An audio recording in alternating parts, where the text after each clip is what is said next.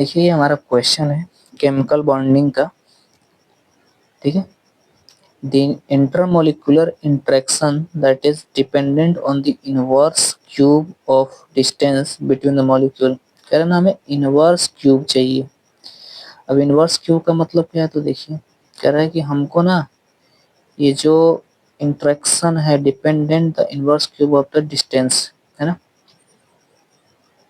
कह रहा है कि जो भी फोर्स है, फोर्स, ठीक है, वो हमें यहाँ पे डिस्टेंस का क्यूब चाहिए, मतलब ये वाला पावर चाहिए।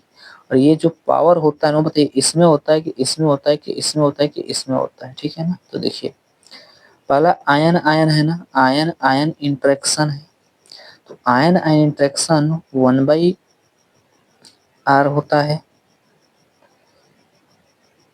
अगर आयन डाइपोल इंटरेक्शन की मैं बात करूं, आयन डाइपोल इंटरेक्शन की अगर मैं बात करूं, तो देखो ये होता है आयन डाइपोल इंटरेक्शन की बात करूं तो ये होता है 1/r³ होता है।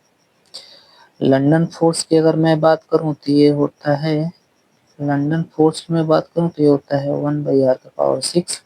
और हाइड्रोजन बॉन्डिंग, हाइड्रोजन बॉन्डिंग की बात करूं, हाइड्रोजन बॉन्डिंग की बात करूं या मैं डाइपोल डाइपोल इंटरेक्शन की बात करूं, ये कैसा होता है 1/r³। तो चूंकि चूंकि यहाँ पे क्या दे रखा है, मतलब hydrogen bonding, hydrogen bonding dipole, dipole में क्या होता है इंक्लूडेड होता है, मतलब ये डायरेक्टली नहीं होता है, इसमें इंक्लूडेड होता है, लेकिन यहाँ पे डायरेक्टली दे दिया है।